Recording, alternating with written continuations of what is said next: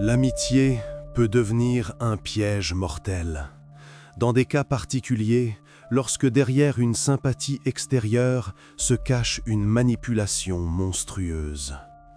Une histoire sur la façon dont 4 élèves sont devenus des meurtriers sous l'influence d'une seule personne. Trouver un véritable ami n'est pas une tâche facile. Certains vivent toute leur vie sans rencontrer quelqu'un à qui l'on peut faire confiance inconditionnellement.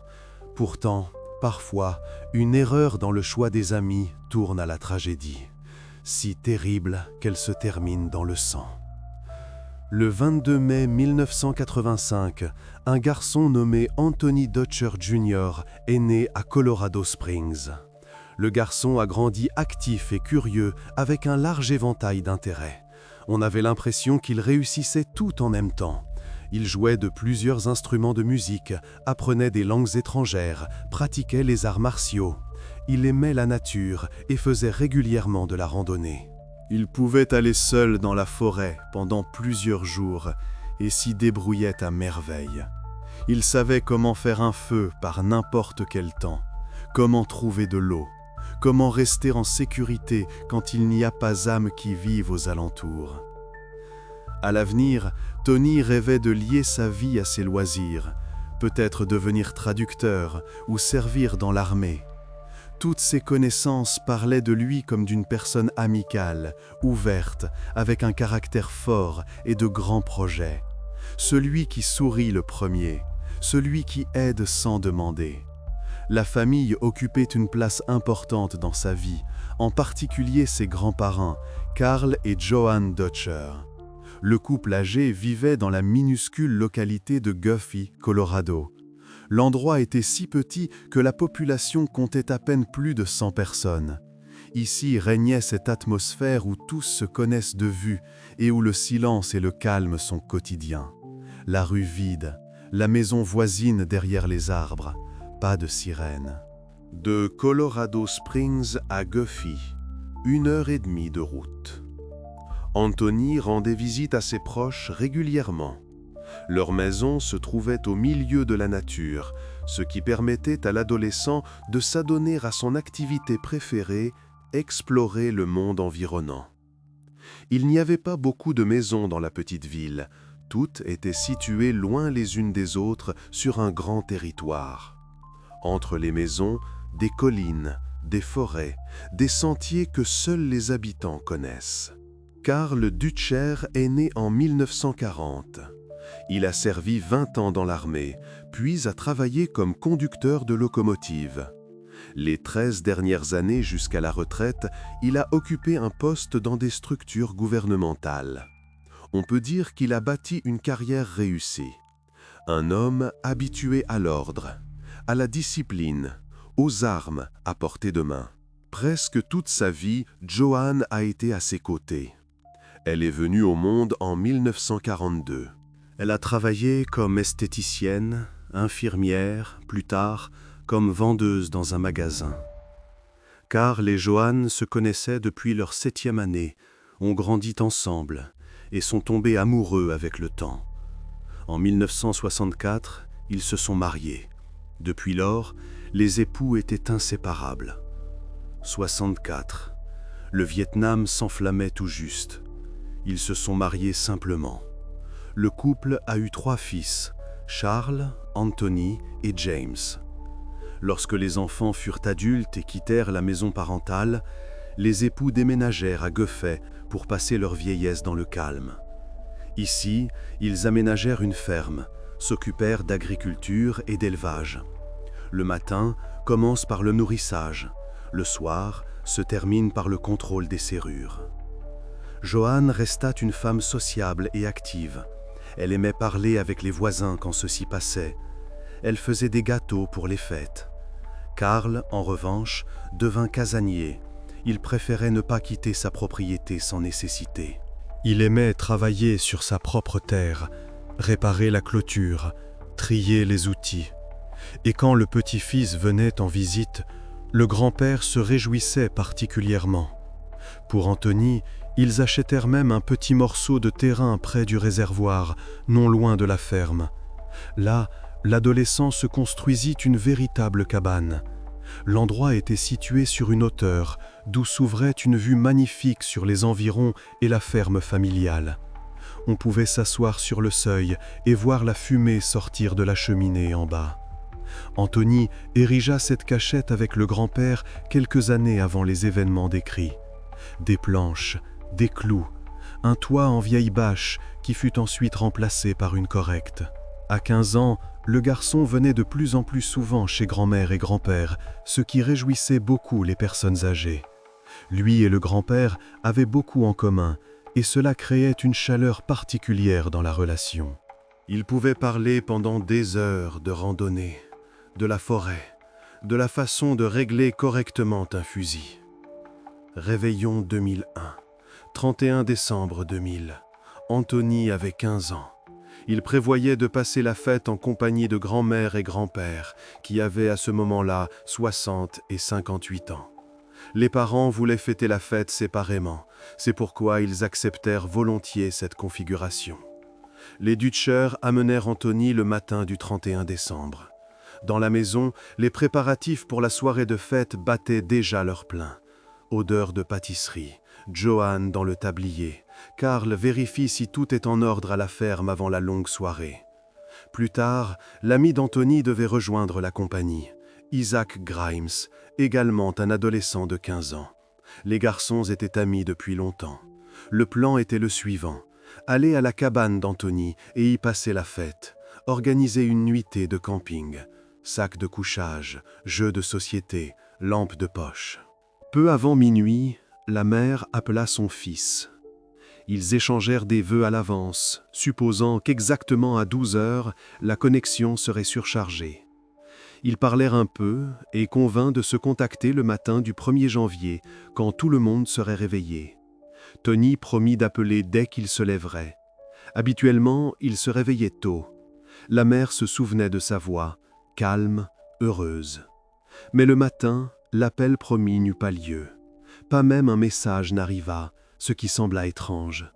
Habituellement, Tony envoyait un message de vœux au cas où les lignes seraient surchargées, mais il n'y en eut pas. Le téléphone restait silencieux, l'écran vide. La femme ne fut pas inquiète au début, il s'agissait de repos et d'un jour férié. De plus, elle connaissait les plans pour la nuitée dans la cabane, où la connexion pouvait être mauvaise. Peut-être que le téléphone était déchargé, peut-être avait-il oublié le chargeur. Mais grand-mère et grand-père n'appelaient pas non plus, ce qui était déjà inquiétant. La mère décida de les contacter et de découvrir ce qui se passait. Mais tous deux ignoraient les appels. De longs signaux, puis le répondeur. La femme essaya à plusieurs reprises de joindre quelqu'un parmi les proches, mais sans succès. Cela dura ainsi jusqu'au 3 janvier 2001. 2 jours de silence, 2 jours sans réponse. Maintenant, elle ne pouvait plus se calmer avec des pensées de randonnée et de fête. La femme s'adressa à la police avec la demande de vérifier l'état des proches. Les officiers de police réagirent immédiatement. Dès qu'ils arrivèrent sur les lieux, il devint clair. Quelque chose n'allait pas. L'apparence extérieure de la maison indiquait du désordre. Des traces d'effraction étaient évidentes. Quelqu'un était entré par la porte arrière. Le cadre de la porte éclaté, la serrure arrachée. À l'intérieur, tout était fouillé. Beaucoup de choses étaient cassées ou éparpillées. Quelqu'un cherchait quelque chose, ou brisait simplement. Lorsqu'ils parvinrent à la cuisine, les patrouilleurs trouvèrent Karl Dutcher sans signe de vie. L'homme gisait sur le sol, dans une mare de sang. Elle était déjà devenue sombre, figée. Il avait été abattu. Quelqu'un avait tiré 2 balles sur lui. Les 2 touchèrent la poitrine. La chemise était complètement trempée. À partir de ce moment, les policiers dégainèrent leurs armes de service. Le tireur pourrait encore se trouver à l'intérieur. Il n'y avait pas de pistolet à proximité. Il devint clair. Ici, un meurtre avait eu lieu, pas un départ volontaire de la vie. Les craintes des officiers se confirmèrent. Plus loin le long du couloir, dans la salle de bain, ils trouvèrent une femme. Elle gisait près d'une toilette brisée, céramique en éclats, C'était Joanne. Elle aussi était morte. Tout autour s'étendait une immense mare de sang. Elle a été abattue 6 fois. 6 fois. Quelqu'un n'avait pas seulement tué. Quelqu'un ne pouvait pas s'arrêter. Il était évident que les meurtres ne pouvaient en aucun cas être un hasard. Ce qui inquiétait le plus les proches, c'était qu'Anthony n'avait pas été trouvé dans la maison. Les policiers scellèrent la ferme et commencèrent l'enquête. D'abord, il fallait comprendre où se trouvait l'adolescent. Peut-être avait-il besoin d'aide. Peut-être se cachait-il quelque part. Peut-être un témoin. La mère confirma. À ce moment-là, le fils aurait dû se trouver près de grand-mère et grand-père. Rentrer seul à la maison sans prévenir, il ne le pouvait pas. Il n'avait pas de voiture. Il n'y avait aucune raison de fuir. L'adolescent fut déclaré porté disparu et la recherche commença. La famille Dotcher était bouleversée par ce qui s'était passé et décida de se rendre à Guffey pour aider à la recherche d'Anthony. La mère communiqua à la police les plans du fils de passer la nuit dans le camp forestier, mais ne put expliquer l'emplacement exact de la cabane au téléphone. Trop loin, trop confus. C'est pourquoi elle voulait le faire sur place. Pendant que les Dutcher roulaient vers la ferme parentale, les techniciens criminels poursuivirent l'examen de la scène du crime. On avait l'impression que tout s'était passé soudainement. Selon toute apparence, Carl est venu dans la cuisine et a été abattu sans avertissement. Il n'a même pas réussi à se défendre. Sur le corps de l'homme, il n'y avait absolument aucune blessure de défense. Pas d'égratignure, pas d'hématome, rien. Joanne a probablement eu un peu plus de temps pour réagir. Elle a été attaquée, sa tête a été frappée contre les toilettes, après quoi elle a été abattue. D'abord le coup, puis les tirs. Elle a réussi à réagir, contrairement à son mari. Une de ses mains était transpercée. Selon toute apparence, Joanne s'est couverte instinctivement de la balle, qui a traversé la paume pour aller dans la tête et lui a ôté la vie instantanément. Geste de protection. Le dernier. Selon toute apparence, elle fut la deuxième victime du criminel inconnu. Peut-être a-t-elle essayé de se cacher, mais cela n'a pas aidé. La salle de bain, une impasse, nulle part où fuir. Selon des techniciens criminels expérimentés, la tragédie dans la maison s'est produite il y a quelques jours. L'état des défunts indiquait la durée de l'événement. C'est pourquoi une odeur désagréable caractéristique régnait dans la pièce. Cette odeur dont même les officiers expérimentés se détournent. Les 2 victimes étaient en pyjama de nuit.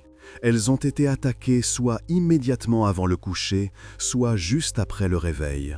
Vêtements d'intérieur, pantoufles. Lors de l'examen de la maison, ils trouvèrent dans le salon une veste de petite taille, sur laquelle on pouvait voir une trace, comme si quelqu'un y avait essuyé un couteau ensanglanté. Une tache sombre, barbouillée. Ils y trouvèrent aussi un holster pour porter des armes à feu sur le corps. Cependant, le pistolet lui-même manquait, une boucle en cuir vide. Les détectives décidèrent que ces objets devaient être liés au crime. Les membres de la famille Dutcher arrivés à Guffey racontèrent. Carl aimait beaucoup les armes à feu. Il possédait plusieurs exemplaires différents. De plus, l'homme achetait différents modèles de pistolets et de fusils, les restaurait ensuite et les vendait. C'était son passe-temps. Il démontait des mécanismes, nettoyait des canons, polissait des poignets. Au moment du crime, le retraité stockait plusieurs armes à feu dans la maison. Maintenant, il fallait comprendre ce qui exactement pouvait avoir disparu. Le fils du défunt aida sur cette question. L'homme partageait également l'intérêt de son père et avait une idée approximative de ce qui se trouvait dans sa collection à ce moment-là. Cela donna un indice important.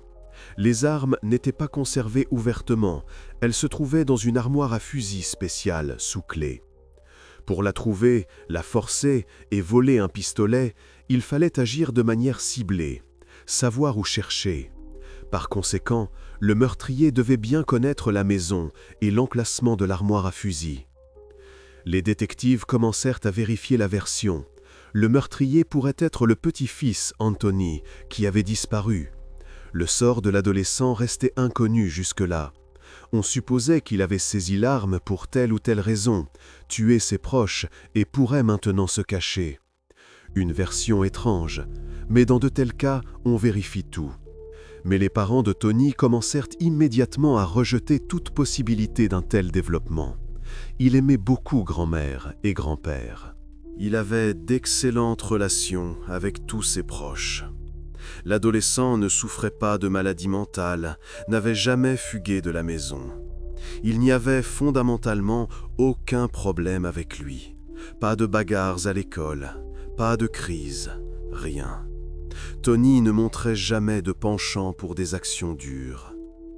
Lorsque la mère et le père de l'élève disparu arrivèrent, ils purent enfin montrer à la police le chemin vers le camp dans la forêt, où Anthony prévoyait d'organiser un camping et de passer la fête avec son meilleur ami Isaac dans la cabane. La mère était pleine d'espoir de retrouver son fils vivant. On supposait qu'il pourrait s'y cacher de la menace. Peut-être avait-il peur, peut-être ne savait-il pas quoi faire. Le terrain se trouvait à environ 500 mètres de la maison, sur une colline cachée de tous côtés par une végétation dense. Le chemin pour y aller menait à travers la forêt. Pas de panneaux, juste un sentier que peu connaissaient. Plusieurs officiers de police armés s'y rendirent accompagnés de la femme. Ils marchaient en silence, la femme devant, montrant le chemin, les policiers derrière, mains sur les holsters.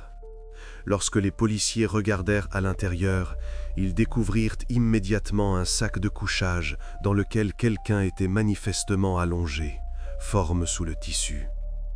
Un peu à l'écart s'en trouvait un autre, mais il était vide, ouvert, vide. À côté se trouvaient des jeux de société qui avaient manifestement été commencés, figurines installées, cartes étalées. Malheureusement, les attentes de la mère inquiète ne se réalisèrent pas. Anthony était ici, mais son état parlait d'une tragédie. Son cou était profondément blessé. L'un des officiers conduisit la femme à l'écart, ne la laissa pas regarder. Le criminel avait porté un coup puissant pour ne laisser aucune chance de survie. Il n'y avait pas le moindre signe que l'adolescent se soit défendu. Il a été pris par surprise. Gisait dans le sac de couchage, dans la position dans laquelle il dormait. Tony a été tué d'un coup, manifestement avec une force énorme. Les détectives remarquèrent quelque chose de très inquiétant. Compte tenu de la précision et de la force du coup, l'auteur ne pouvait pas avoir fait cela pour la première fois. Les actions semblaient professionnelles et mûries, un coup trop sûr pour un élève. Trop précis. Les policiers eurent beau faire des efforts, ils ne parvinrent pas à trouver l'arme blanche avec laquelle le meurtre avait été commis. Ils fouillèrent la cabane, ils fouillèrent la zone tout autour. Rien. Les parents furent interrogés en détail. Ils donnèrent des informations sur tout ce qu'Anthony aurait pu emporter. Probablement que le meurtrier avait emporté quelques objets de valeur et cela pourrait aider à le retrouver. Parmi les objets qui n'ont pas pu être trouvés avec le défunt, il y avait une montre. Grand-mère et grand-père l'avaient offerte au garçon pour la fête. C'était un accessoire assez cher et voyant, avec l'image d'une flamme bleue, vif, mémorable. Le même jour, les détectives établirent un autre adolescent de 15 ans, nommé Isaac Grimes, aurait dû participer à cette randonnée. Cela expliquait pourquoi un sac de couchage et un jeu étalé restaient encore dans la cabane d'Anthony. Ici se trouvaient au moins 2 personnes, mais le deuxième sac était vide. Maintenant, la police commença à chercher une autre victime probable. En premier lieu, ils décidèrent de vérifier la maison de l'élève, car il habitait à proximité. À leur surprise, ils l'y trouvèrent. Isaac Grimes, 15 ans, ouvrit lui-même calmement la porte. L'adolescent était en vie et semblait indemne.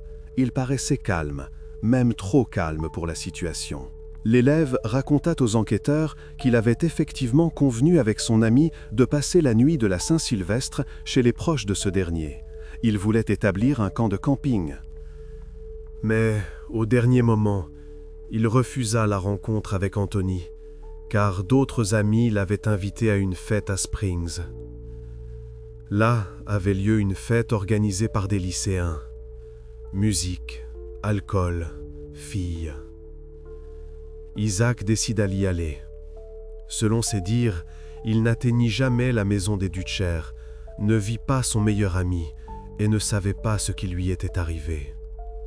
Isaac fut très bouleversé lorsqu'on lui rapporta la mort d'Anthony, de sa grand-mère et de son grand-père. Le visage se déforma, la voix se brisa.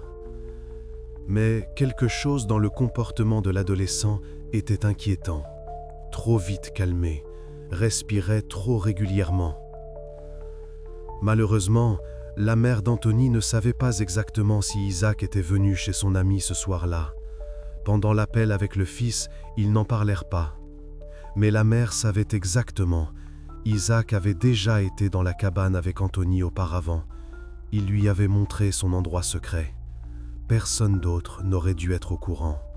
Seulement le meilleur ami. Les détectives décidèrent de vérifier les paroles de l'adolescent en essayant de découvrir avec qui Isaac était allé à la fête cette nuit-là. L'adolescent livra très à contre-cœur 2 noms. Il a été invité par des garçons de l'école, Jonathan Maffeny et Glenn Urban, qui avaient respectivement 17 et 18 ans. Les policiers contactèrent ces jeunes gens. Tous deux confirmèrent l'information, mais la communication avec eux montra quelque chose d'étonnant. Leurs histoires étaient si semblables l'une à l'autre qu'il semblait que les jeunes gens avaient soigneusement appris ces récits par cœur. Ils parlaient pour ainsi dire avec les mêmes phrases et formulations, comme s'ils avaient appris des phrases similaires, les mêmes mots, les mêmes pauses. Tout cela était atypique pour un interrogatoire ordinaire. Malheureusement, cela ne suffisait pas pour porter une quelconque accusation contre les jeunes gens. Il fallait trouver des preuves qui les relieraient à la scène du crime. Quelque chose de physique, quelque chose de concret. En tout cas, ces 2 garçons plus âgés et le meilleur ami d'Anthony tombèrent sous le soupçon. Maintenant, il n'était pas clair à qui appartenait le sac de couchage trouvé à côté d'Anthony dans sa cabane. Bientôt arriva le rapport d'autopsie. Il s'avéra que toutes les victimes, Carl, Johan et Anthony, moururent cette nuit de la Saint-Sylvestre. Fenêtre temporelle, quelques heures. Cela plaidait pour le fait que le meurtrier était venu de manière ciblée pour régler ses comptes avec tous les membres de la famille qui vivaient dans la maison. Il savait où trouver chacun d'eux. D'abord la cabane, puis la maison. Cela ne fit que confirmer la pensée. La personne connaissait bien les Dutcher, car pratiquement personne ne connaissait l'endroit où se trouvait la cabane secrète de Tony et l'armoire à fusil du grand-père. Découvrir l'emplacement de la cabane n'était pas une mince affaire, compte tenu de l'éloignement du petit-fils d'Anthony. Il fallait connaître le sentier, il fallait connaître l'accès. Cette pensée fut aussi confirmée par l'absence du pistolet dans la maison de Carl. Le fait est que l'homme avait l'habitude de toujours prendre une arme avec lui avant d'ouvrir la porte. Le pistolet se trouvait même près de l'entrée, sur une étagère spéciale. Cela peut paraître inhabituel, mais pour un Américain vivant dans une telle nature sauvage, c'est une question de sécurité. L'arme peut être nécessaire à tout moment pour l'autodéfense. Ours, coyote, étrangers. L'habitude était si ancrée que le grand-père accueillait même ses propres enfants et petits-enfants avec une arme. Mais l'homme a été pris par surprise pour une raison quelconque. Il a ouvert la porte sans arme. Cela signifie qu'il savait qui venait. Malheureusement, le meurtrier ou les meurtriers furent très prudents et ne laissèrent aucune trace. Compte tenu de la distance entre la maison et la cabane, on supposa qu'Anthony fut la première victime et qu'une personne lui ôta la vie. L'attaque contre la maison pourrait avoir été exécutée par une autre personne, ce dont témoignait le comportement différent, l'autre signature et le choix de l'arme. Couteau là-bas, fusil ici. Toutefois, il ne fut pas possible de trouver des indices. L'enquête dura 2 mois, mais il n'y avait jusque-là aucune preuve. L'affaire était au point mort. La famille attendait. La police travaillait à l'aveugle. De manière inattendue, le 6 mars 2001, Isaac Grimes s'adressa au poste de police. L'adolescent de 15 ans craignait pour sa vie. Il racontait une histoire absurde, selon laquelle une personne avec un fusil de chasse le pourchassait, celle qui avait abattu la famille du meilleur ami. Voix tremblante, yeux errants. Tout cela ressemblait à de la paranoïa chez un élève, parce qu'il était impressionné par le meurtre de 3 personnes. Mais sur ce fond, des soupçons naquirent à nouveau chez les détectives. Ils décidèrent de parler encore une fois de ce qui s'était passé la nuit de la Saint-Sylvestre. L'un des enquêteurs se souvint de la montre dont les parents de Tony avaient parlé. Lors d'une rencontre avec Isaac, on l'interrogea à ce sujet. Il raconta qu'il avait effectivement vu l'accessoire chez son ami, répondit rapidement, sans réfléchir. C'était la contradiction la plus sérieuse de toute la période d'enquête. Le fait est que la montre n'a été offerte qu'à la Saint-Sylvestre même. Par conséquent, Isaac ne pouvait pas l'avoir vue, à moins que la rencontre vers minuit n'ait tout de même eu lieu. Cela contredisait les paroles initiales du suspect. La logique s'effondrait. Cela signifie qu'Isaac était dans la maison et savait manifestement quelque chose. Il devint clair, l'affaire sortait du point mort. Le 8 mars 2001, le garçon et ses parents furent invités à un interrogatoire officiel. Il continua d'affirmer qu'il n'était pas en visite chez l'ami cette nuit fatidique, se montra sûr de lui. Mais les détectives savaient déjà où ils devaient faire pression. Puis les policiers passèrent souplement à la montre et commencèrent à dévoiler le mensonge de l'adolescent littéralement sous les yeux de ses proches. Question après question, contradiction après contradiction. Tout se termina avec la veste militaire qui, après l'analyse de sang, avait été trouvée dans la maison des victimes. Finalement, Isaac s'effondra à cause des contradictions et du mensonge évident, et avoua. Les épaules s'affaissèrent, la voix s'arrêta. L'adolescent raconta ce qu'il s'était réellement passé cette nuit de la Saint-Sylvestre. Isaac avoua. Peu avant minuit, son camarade de classe, Jonathan Matheny, l'amena à la maison d'Anthony.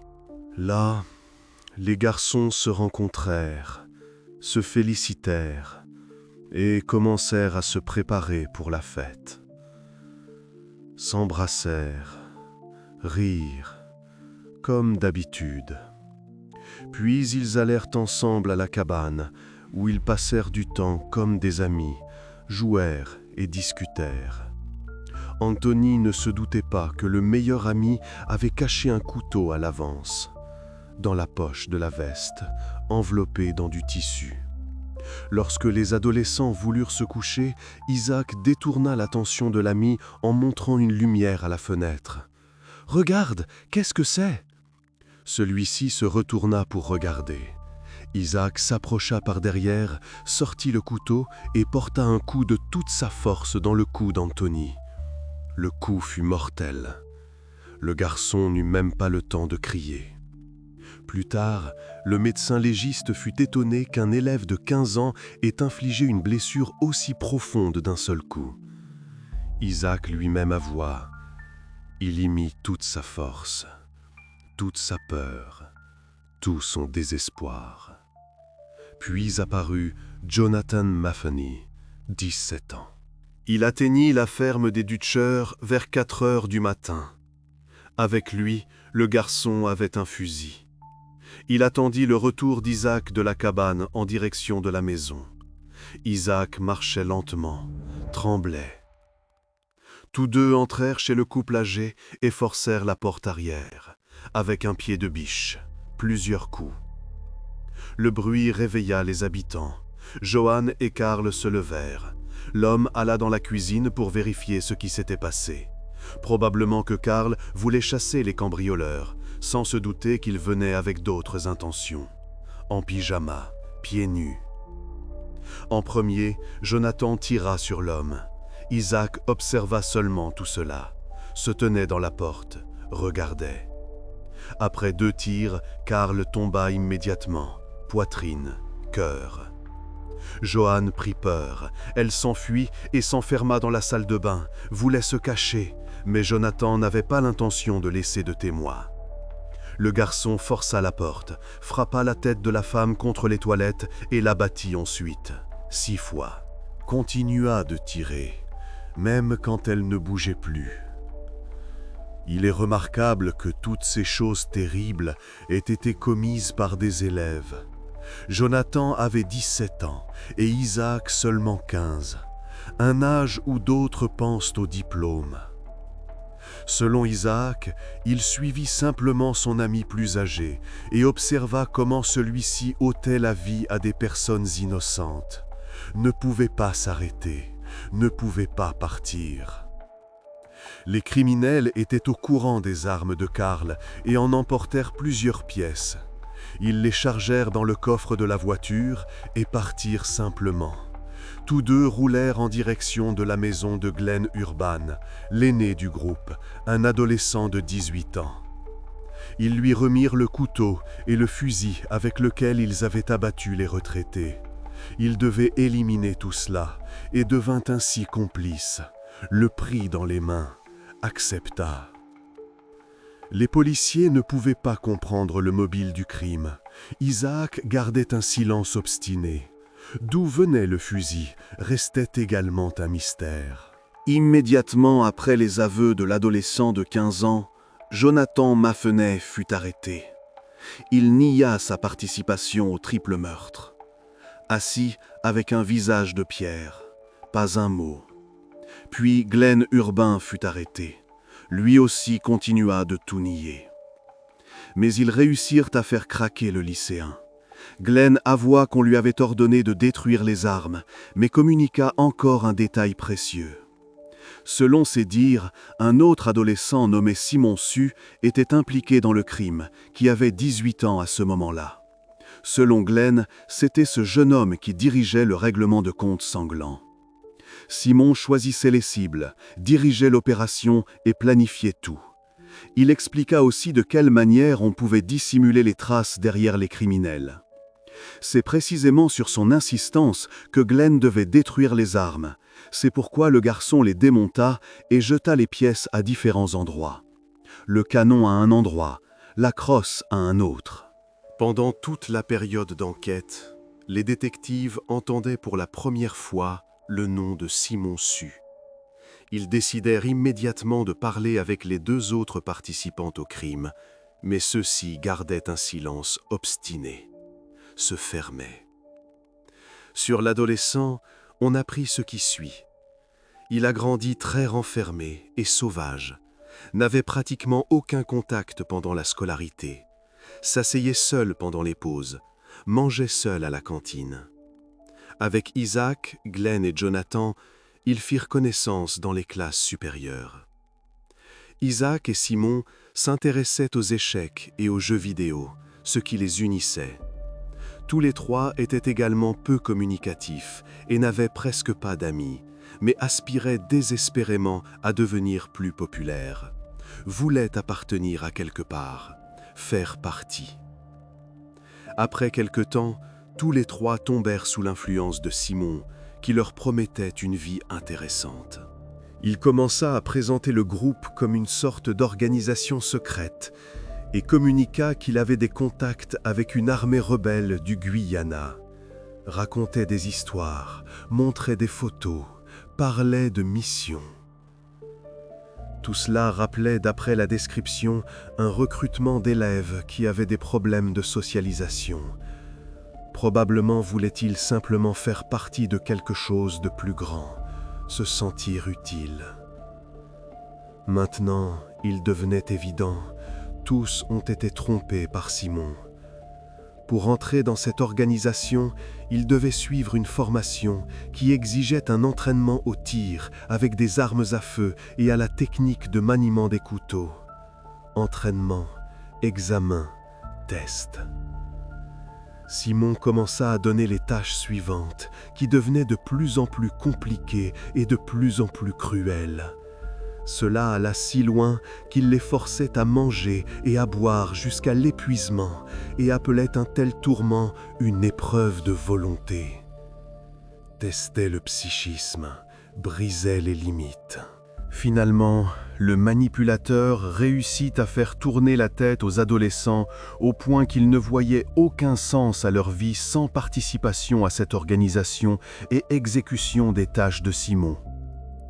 Le chef contrôlait le groupe en affirmant que l'organisation militaire donnait à chaque participant un grade militaire et les motivait à mieux le servir. Simon forçait les garçons à lui donner une part de leur argent, argent de poche, petits boulots, tout. Pour la désobéissance, il les punissait durement, humiliait, utilisait la violence. Parmi les devoirs stricts du mentor figurait le visionnage de vidéos cruelles, d'abord avec des animaux, puis aussi avec des humains, pendant des heures, dans l'obscurité. À un moment donné, Isaac essaya d'exprimer des doutes, comme s'il comprenait qu'il faisait quelque chose de mauvais.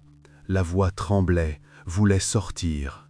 Alors Simon le déclara traître, l'intimida avec des menaces de règlement de compte et exigea ensuite une preuve de fidélité au groupement.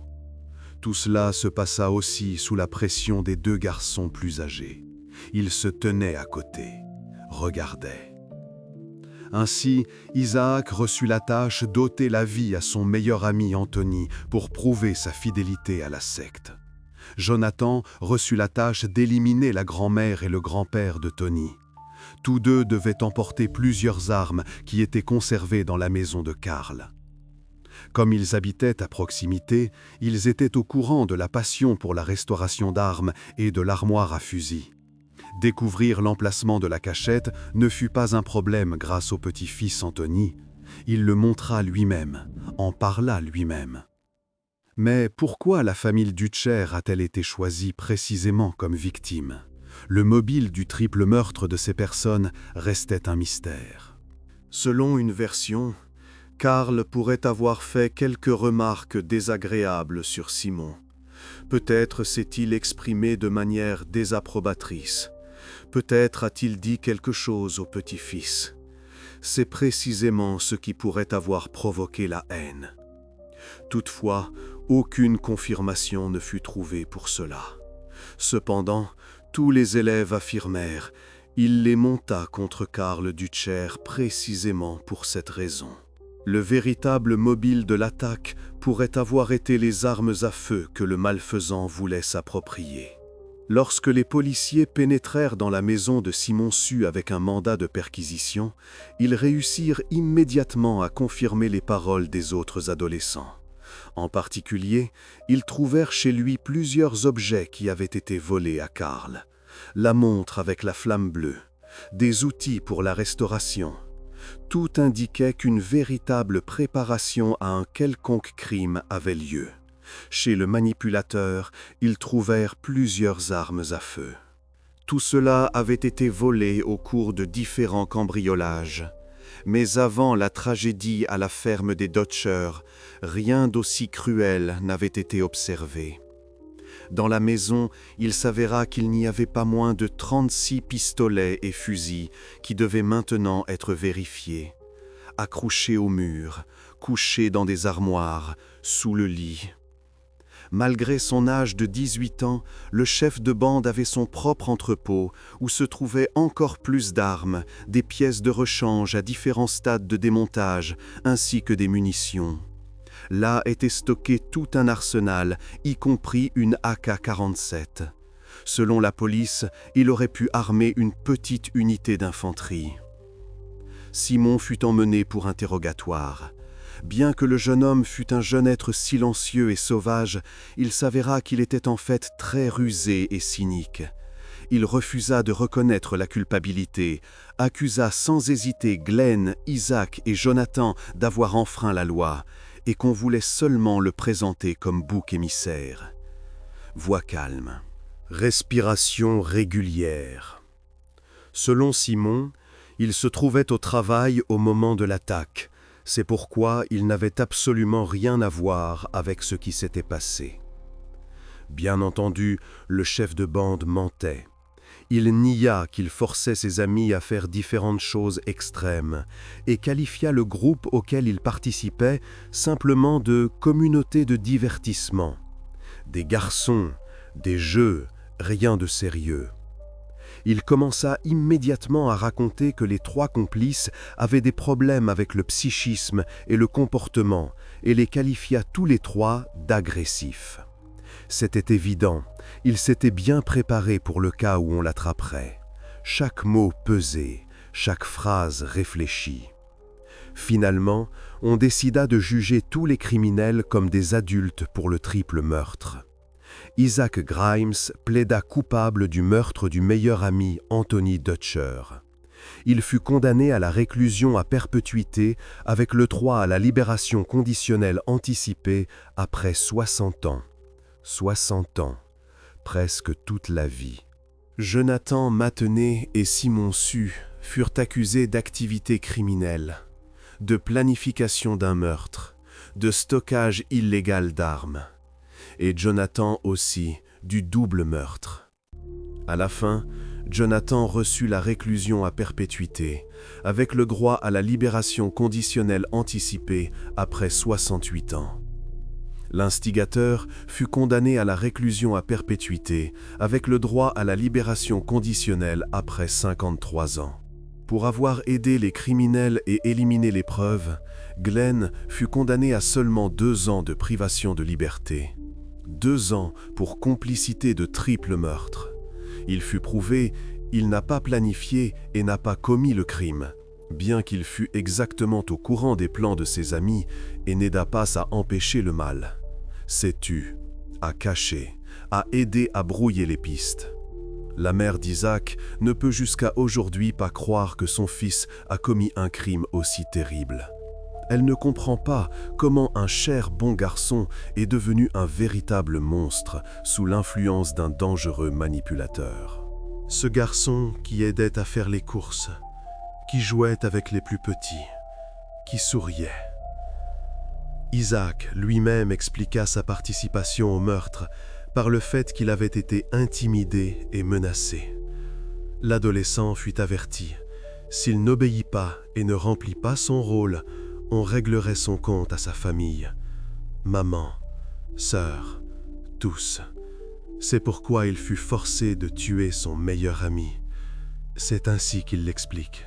C'est ainsi qu'il essaie de le justifier. Après le début de l'exécution de la peine, Isaac écrivit une lettre dans laquelle il regrettait le crime commis. Plusieurs pages, en petite écriture, demandaient pardon encore et encore. Certains proches d'Anthony ne croient pas à son histoire d'intimidation et sont d'avis qu'Isaac aurait pu s'adresser à la police, et alors personne n'aurait souffert, ni la famille d'Isaac, ni la famille Dutcher. Il y avait un téléphone, il y avait des adultes, il y avait des options. Les proches des défunts considèrent les jugements comme trop cléments. À leur avis, Simon et Jonathan méritent la peine de mort pour des crimes cruels contre des personnes innocentes. 3 vies, 2 tirs sur le grand-père, 6 sur la grand-mère, une blessure profonde chez le petit-fils. La mère d'Anthony déclara qu'elle avait pardonné à Isaac et témoigna même en sa faveur lors du procès pour adoucir le jugement. Se tenait devant le juge, parlait doucement mais fermement. La femme est d'avis. Isaac a été victime des manipulations de Simon, tout comme son fils, seulement différemment. La mère était dans un tel désespoir après la mort du fils qu'elle pensa même 2 fois à sauter la vie. Se tenait au bord du gouffre, tenait des comprimés. Mais quelque chose la retint. Elle écrit jusqu'à aujourd'hui des lettres à Isaac et lui montre de la compassion. Une fois par mois, parfois plus souvent, demande comment il va, raconte la vie dehors, ce qui a changé, ce qui est resté pareil. La ferme à Guffey est maintenant vide. La maison est verrouillée. La cabane sur la colline est envahie par l'herbe. Personne ne passe. Seul le vent erre entre les murs. Seulement le silence, là où autrefois il y avait des rires. Où grand-père construisait la cache avec le petit-fils. Où grand-mère faisait des gâteaux pour la fête. L'amitié peut devenir un piège mortel, surtout quand derrière se tient quelqu'un qui sait comment briser les gens, comment faire croire, comment transformer des élèves ordinaires en meurtriers. Simon Su est en prison et se tait, ne regrette pas, n'explique pas, purge simplement la peine. Pourrait sortir à 71 ans, s'il vit aussi longtemps.